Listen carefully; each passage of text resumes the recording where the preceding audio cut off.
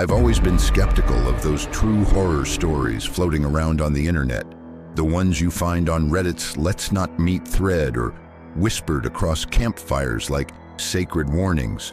They always felt like well-told fiction, suspenseful, chilling, but safely confined within the screen of my phone. That changed last summer. What happened to me in the mountains of North Carolina was real, and I still wake up with the smell of pine sweat and blood in my nostrils. It started with a broken plan. My best friend Mason was supposed to come with me on the hiking trip we had been planning for months. It was meant to be our detox from city life, from endless email chains, social media noise, and concrete. We had chosen a place not many people ventured into, Pisgah National Forest, far away from commercial campgrounds and tourists. But 2 days before we left, Mason's mom had a stroke. There was no way he could leave her bedside. I told him I would cancel too, but he insisted I go. "It's all booked, man. You've been needing this. Just take it in for both of us." I should have taken the refund and stayed home. I arrived just before dusk. The air was damp, filled with the deep green scent of wilderness. The ranger station was a small cabin with peeling paint and a faded notice board that looked like it hadn't been updated since the early 2000s. No one was inside, just a clipboard with a sign-in sheet and a pen dangling from a string. I scribbled my name and time of arrival and glanced over the names above mine. The last sign-in was from 2 days ago. Great, I thought. Complete isolation. Exactly what I wanted. My trail was called Black Hollow Loop, a 22-mile stretch through dense mountainous terrain. Scary wood stories and backcountry folklore were common in these areas, but I didn't give much thought to that. I had a GoPro, a trail map, a GPS beacon, and enough survival gear to last me 2 weeks. I set up my tent at the first designated camp point, a clearing about 5 miles from the trailhead. The forest here felt heavy, old, the kind of woods that remember you. Birds weren't chirping as much as I expected. Everything was too quiet. That night, I heard something pacing outside my tent.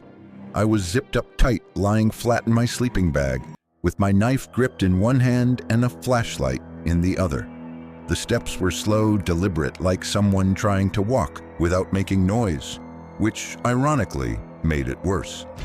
Every step crunched lightly against the pine needles. I didn't move. I didn't even breathe.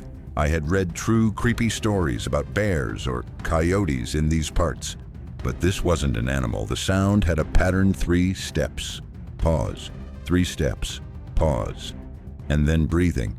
I swear to God I could hear it breathing. Eventually the sound stopped. I waited in silence until dawn. My watch said the pacing had gone on for almost 30 minutes. I unzipped the tent slowly when the sun came up. Nothing. No tracks, no broken branches, no disturbed dirt, just trees. Towering ancient trees and an uncanny silence. I chalked it up to paranoia and pushed on. About 8 miles into the trail, I found something that wasn't on the map. It was a tree, a massive old oak twisted into a distorted arc. It didn't grow that way. Something had bent, it manipulated it. Around the base, dozens of small animal bones were arranged in circles. Some were stacked, some hung from twine made of what looked like plant fiber or hair. There was no trail marker here, no indication this was a part of the scenic route. My gut told me to turn around, but I convinced myself it was probably some eccentric hiker's art project or a survivalist's ritual. I took a wide berth around it and kept moving. At dusk, I heard footsteps again. This time I was walking along a narrow path, skirting a rocky ridge. When I turned, I saw a man. He was standing between 2 birch trees about 50 feet back. He was shirtless, pale, and he wasn't wearing a backpack or carrying any gear. His chest was rising and falling too fast, like he had just run a marathon, but he didn't look at me. He was staring through me. I called out, "Hey, are you all right?" He didn't move, didn't blink. I took a step toward him. That's when he sprinted into the woods. Not walked, not jogged. Sprinted, barefoot, no flashlight, no visible path. Just vanished into the tree line. Have you ever heard that quote? The scariest thing in the woods isn't what's hiding in the dark, it's the thing that doesn't belong. That night, I slept with the knife unsheathed under my pillow. By day 4, my GPS began to fail. It first glitched around 2 p.m.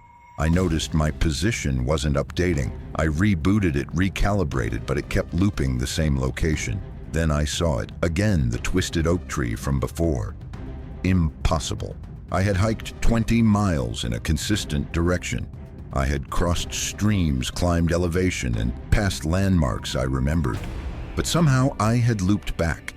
This wasn't just disorienting, it was terrifying. It was like the forest had folded in on itself, like I was being led, or worse, watched. I decided to camp early and build a fire, a big one.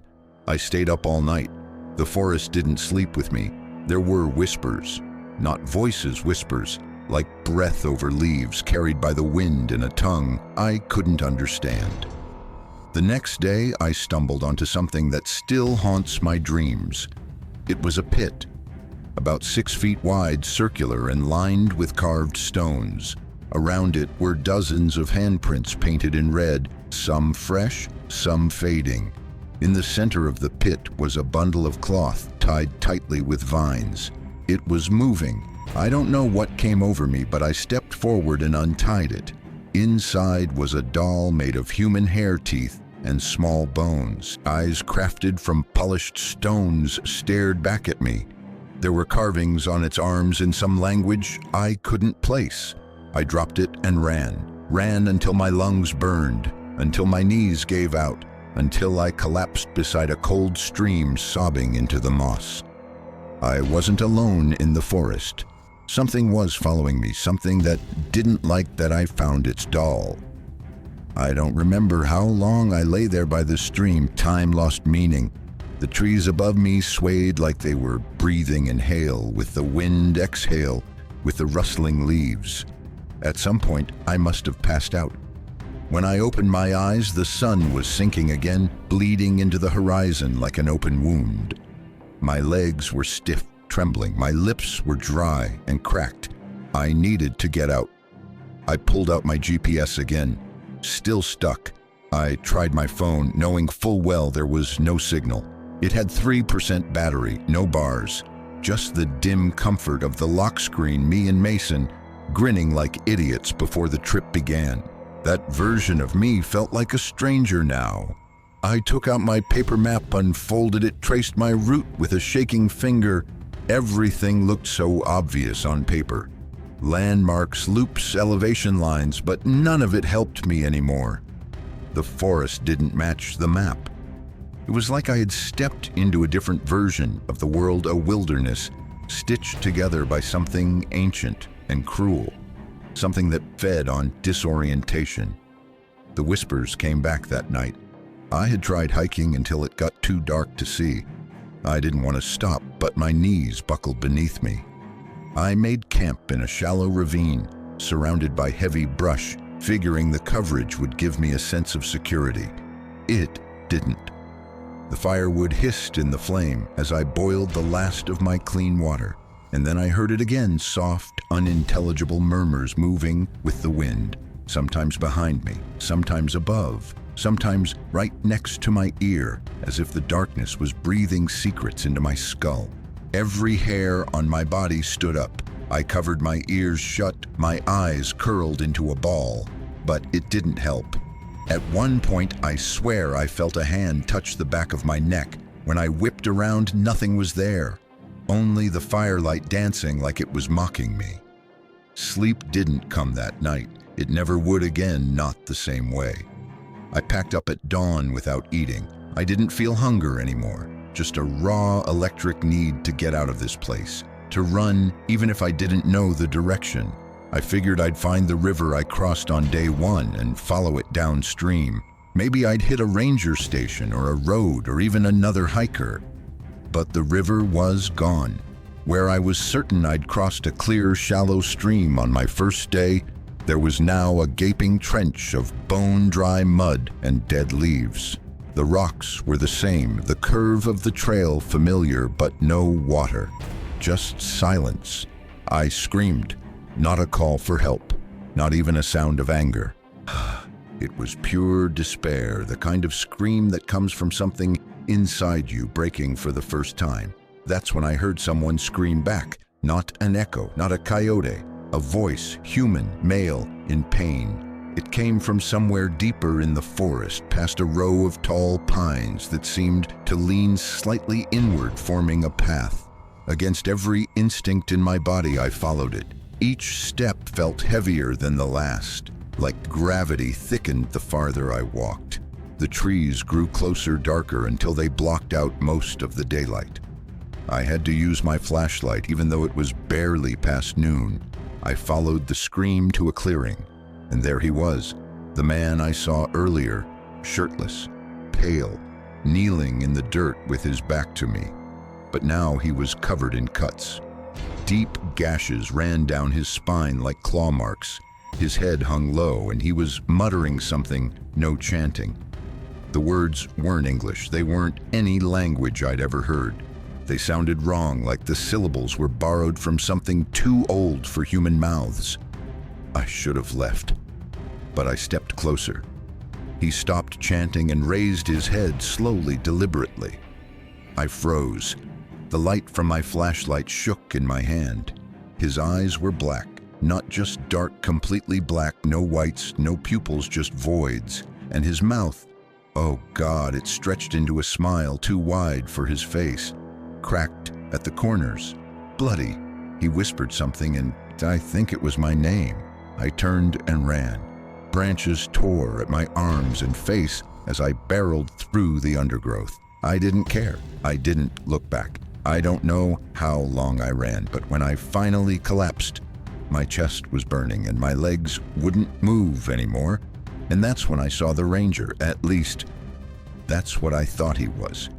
He stood at the edge of a small embankment backlit by the setting sun. He wore the green uniform. A wide-brimmed hat shadowed his face. He had a badge, a radio, a sidearm. Relief surged through me like morphine. I screamed for help, waving my arms. He didn't move. I kept shouting, crawling toward him. When I got within 10 feet, he finally lifted his head. His face was wrong. Too smooth, no lines, no expression. Just a blank, waxy surface with empty indentations where eyes should be. And then it changed. Like melting clay, his face shifted. Features formed in front of me, eyes, nose, mouth. But they weren't his. They were mine. The ranger smiled at me with my own face. And then he turned and walked into the forest without saying a word. I don't remember what happened next. I must have blacked out again. When I came to, it was night. My flashlight was dead. My canteen was gone. So was my pack. I was lying on cold moss with something tucked under my head. It was a piece of cloth, the same cloth I had found wrapped around the bone and teeth doll. Except now, the doll was gone. I sat up and looked around. The trees felt closer, more alive. And then I heard it again, those slow, deliberate footsteps. 3 steps. Pause, 3 steps, pause. They circled me, and then came the breathing. But this time, it wasn't behind me. It was inside my tent. I didn't have a tent. That was the first thing I realized after the breathing started.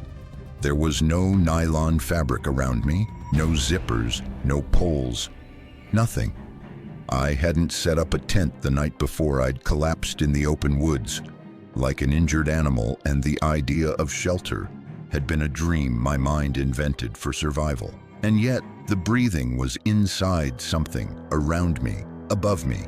It vibrated the air low and guttural, like lungs the size of my body were exhaling all around me, pressing the forest closer. I sat up, heart pounding against my ribs so hard it hurt. My hands dug into moss, damp and cold, as I tried to make sense of the suffocating black around me. A sound. It wasn't the breathing this time. It was a low click, like a tongue snapping against teeth or bones tapping together. Then a whisper, "You're almost ready." The voice didn't echo. It was too close for that. It felt like it came from inside my skull. I stumbled to my feet and ran again.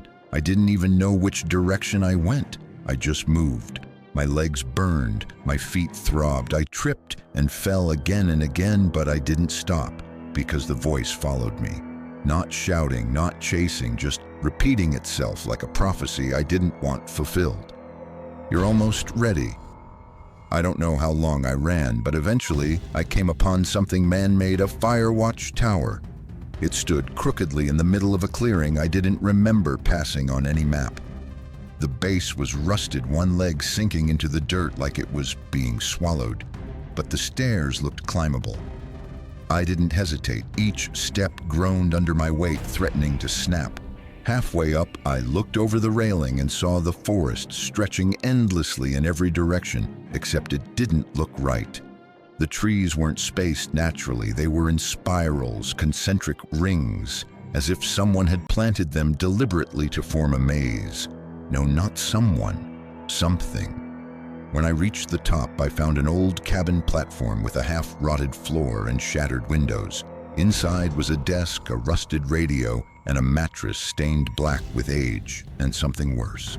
Mold blood. I didn't want to know. I shut the trapdoor behind me and shoved a cabinet over it. Then I collapsed against the wall and sobbed. I was no longer on a hiking trip. This wasn't a creepy outdoor story anymore. This was real. It was one of those true horror stories that people read late at night and say, "Wow, that's terrifying." But then they scroll to the next video, to the next true creepy story, never imagining that someone really went through it, that someone could be them. That someone was me. I must have fallen asleep from sheer exhaustion because I awoke to the smell of burning pine. Smoke curled up through the trapdoor. Someone or something had started a fire at the base of the tower. I peeked through the cracks in the floorboards. I could see shapes moving around the legs of the tower, 3 figures, human in size but wrong in posture, too thin, too stiff, like mannequins dressed in ranger uniforms swaying gently as they walked. One of them looked up. Its face wasn't finished, just a smooth slab of skin pulsing faintly as if something behind it was trying to break through. I backed away from the window. The fire crept higher. The smoke got thicker. My lungs burned. I had 2 choices: die in the fire or go back down into the arms of whatever was waiting for me. Neither felt like a real option, but the fire decided for me. The stairs collapsed with a roar of sparks and falling wood, and the platform tilted violently to one side. I screamed as the floor caved under me, and I fell straight through the side down into the brush below. Everything went black. When I woke up, I was in a house. A small, tidy house with wooden floors and white walls. There was a woman sitting across from me in a rocking chair, peeling an apple. She smiled. "You've had quite the scare, haven't you?" I stared at her.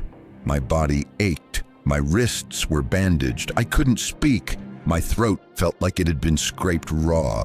"You were lucky," she continued, slicing the apple with perfect, slow precision. "Found you by the fire line. Looked like you ran straight through hell." I tried to sit up. She didn't stop me. "Where am I?" I croaked. She gestured vaguely. "Still in the forest. Sort of. Edges of it." I frowned. That didn't make sense. "Did you call someone?" I asked. "The park rangers?" "Mason." She laughed gently. "There are no rangers here anymore." Her tone was final. Something about the way she said it twisted in my gut. I scanned the room. There were photos on the wall, old ones, black and white. A man in a ranger's hat. A woman in the same rocking chair. A small child with wide eyes and no smile. "Was this your family's cabin?" I asked, though I already knew. She didn't answer. I stood up, wobbling. The room swayed. Then I noticed the door. It wasn't just locked, it had no knob. Just a smooth wooden panel where the handle should be. No windows, no vents. I turned to her. "What is this place?" She smiled again. This time there was something in her teeth, something red. "You're almost ready." My heart stopped. The words, the same whisper, the exact same phrasing from the voice in the forest. I backed away, stumbling into the far wall. She stood up slow and creaking like her chair. The knife was still in her hand. "Don't worry," she whispered. "It'll only hurt the first time." I grabbed the nearest object I could find, a lamp, and threw it at her. It shattered against her chest, but she didn't flinch, just kept walking. I lunged for the door, raking my nails across the wood, screaming. No one answered. No one would. This wasn't a place you escaped from. It was a place you entered. A new figure appeared in the hallway behind her. Tall, shadowed, wearing my face. I couldn't scream anymore. My voice was gone, shredded from panic and smoke, and something deeper, like whatever part of me that knew how to cry for help, had been hollowed out. I pressed my back against the wall, shaking violently, as the woman stepped aside to let the figure behind her enter. He was me, but not. He was taller, his shoulders broader, like someone had sculpted a version of me designed to feel just barely off. His skin looked too tight across his face, the corners of his mouth slightly stretched, his smile locked like a mask that had been nailed on. And his eyes, God, his eyes, they weren't black like the man in the forest. They were mine. But behind them, there was no recognition, no humanity. He raised one hand as if offering comfort. I flinched as he stepped closer, every nerve in my body screaming to run, even though there was nowhere to go. The woman returned to her chair like nothing had happened and resumed peeling her apple. The knife made soft shink sounds with each pass. The scent of it mixed with the faint iron tinge of blood and something else, something rotten. The copy of me knelt in front of me. He cocked his head like he was studying a specimen. Then he reached into his jacket, my jacket, and pulled out the doll. The same doll. Hair, bones, teeth. But now, it had a face. My face. I gasped. He placed the doll gently on the floor in front of me and whispered, "Almost." The woman began to hum a low, tuneless vibration that seemed to thrum through the walls. The floorboards beneath me grew warm, then hot. The air shimmered. I lunged forward past the copy, past the woman, toward the door. No knob, no latch, just solid wood. I slammed my shoulder into it, once, twice. On the third hit it gave. I stumbled out, not into the hallway of a cabin, but into a hospital corridor. Fluorescent lights flickered overhead. Machines beeped from distant rooms. The scent of antiseptic and something burnt clung to the walls. A nurse walked past without looking at me.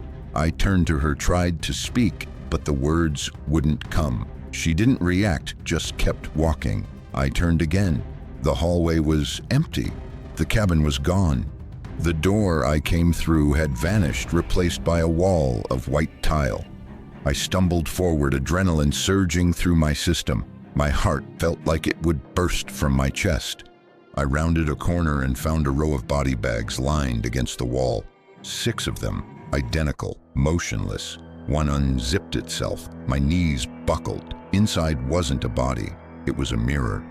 I saw myself staring back, pale, sunken eyes, blood on my chin. But I didn't move. The reflection smiled, and I didn't. I backed away, pressing my hands to my face, trying to make sure it was still my skin, my shape. Then I looked around again. The corridor was longer now, much longer, endless. Doors on either side, all closed, no markings. I picked one and opened it. Inside was a forest. Not a picture of one, a real living forest. Pine trees stretched upward, their tops lost in darkness. Fog rolled through the underbrush like fingers. And in the middle of the clearing was a fire tower. Again, just like before. But this time it was whole, new, lights on inside. I stepped through the doorway and the hospital vanished behind me. The forest swallowed me again. I heard chanting, dozens of voices this time. From above, from beneath the mossy ground, from inside the trees. each one saying the same thing in perfect inhuman synchronization. "You're ready now." My legs moved on their own. I stumbled toward the tower. The air was thick, almost solid, like pushing through water. Each breath felt heavier. Time slowed. Halfway up the steps, I looked down. There were hundreds of dolls at the base of the tower, each one made of hair and bone, each one with a face. My face, some screaming, some smiling, some burned. I climbed faster. At the top, I found a mirror instead of a cabin. It stood on a wooden pedestal wrapped in vines. I approached it, hands trembling, and when I looked in, I saw you, reading this. Right now, you're wondering if this is fiction, if this is just another one of those scary horror stories, one of those creepy stories people share online under true horror stories or let's not meet. You're wrong. You shouldn't be here. You're almost ready. I tried to back away from the mirror, but the floor behind me was gone. There was no sensation of falling, no sound, just an instant of absence, like someone erased that part of reality with a stroke of a pen, and I went with it. Then I was elsewhere. It was cold, not winter cold, deeper, a kind of cold that settled inside your bones and whispered to your cells to stop trying. I couldn't see anything, not darkness, not shadows, just nothing. It was like being inside a blind thought floating in the leftover space between dying and being remembered. Then a light appeared, a single hanging bulb swinging gently above an old wooden chair. In the chair sat another version of me. He looked older, not by age, but by weight, like he'd seen things I hadn't. Like he'd never escaped the forest, only learned how to blend into it. His hair was longer beard unkempt, his clothes torn in the exact same places mine were after that night in the Firewatch Tower. But his eyes, they weren't mine anymore. They were hers, the woman from the cabin, the humming. He smiled slowly and spoke. "You can stop running now." I shook my head. "No," I managed to whisper. "I haven't gone far enough." He stood up. The room expanded. The chair vanished. We were in the clearing again, the one where I first saw the twisted oak. But now the tree was massive. Its branches curled overhead like the ribcage of some fossilized beast blocking out the sky. Beneath it, hundreds of dolls dangled from the limbs. They turned as one to face me, spinning slightly in the wind that didn't touch my skin. They all had my face. The older version of me stepped toward the trunk and laid his hand on it. The bark pulsed under his palm. "She wants you to see it," he said softly. "She's been waiting a long time." "Who?" I asked, my voice cracking, but I already knew. The chanting began again. Not from the dolls, not from the trees, from inside me. It crawled out of my throat, unwanted, automatic. A low, endless string of syllables I didn't understand but somehow remembered. The sound of old roots stretching underground that had never been walked. The language of soil and bone and forgotten things. I dropped to my knees, clutching my stomach. The pain was indescribable. It wasn't like an injury. It felt like something was unfolding inside me. A shape that had never been meant to move. My hands were bleeding. I had scratched myself without knowing it, gouged deep crescents into my palms. "Almost," said the voice. Not the man, not the woman. It came from the tree. I looked up. The trunk split open slow and wet like a mouth yawning wide. Inside wasn't wood. It was a hallway, a long, narrow corridor of polished hospital tile and flickering fluorescent lights. I stood, legs numb. "I'm not going back," I said aloud. "You can't make me." But the wind turned and carried a whisper. "Mason." I froze. The forest knew that name. It spoke it the way a predator whispers to its prey. I ran toward the tree, not because I believed the voice, but because I had no choice. Inside, the hallway stretched forward endlessly. I walked. The lights buzzed overhead. Some shattered spontaneously, raining glass behind me. The floor grew stickier with every step, like blood had dried across it in layers over years. I passed door after door, all unlabeled, except one, room 313. I stopped. The door creaked open on its own, and there he was, Mason, sitting in a hospital bed, a foe in his arm, eyes hollow. He looked up at me with a smile. "I knew you'd come," he said. "This isn't real," I whispered. He nodded. "Of course not, but neither is the you that left." I blinked. He stood and walked toward me, his gown fluttering behind him. "You didn't make it out, you know," he said. "You think you did. You need to believe you did. But the forest doesn't lose people. It remembers them." I stepped back. Behind me, the hallway was gone. Only the twisted oak remained towering, impossibly tall, in an empty black sky. Mason's eyes darkened. "Have you looked at yourself lately?" He held out a small mirror. I took it, and what stared back wasn't human. It was the doll, the one from the pit, made of my bones, with skin stitched from my fear. The eyes were black, the mouth too wide. It smiled, and then it began to whisper, but this time I understood. The forest wasn't trying to kill me. It was teaching me, preparing me, because there's something worse than getting lost. It's being found. I dropped the mirror, or I thought I did, but it never hit the ground. Instead, it hovered in midair, trembling slightly, then rotated on its own until it faced me again. The reflection had changed. It was me, older, haggard, gaunt. My lips were cracked, my cheeks hollow, my eyes no longer wide with fear but sunken with knowing, like I had been here. Longer than I realized, like I had always been here. I reached for it, but the mirror shattered into ash.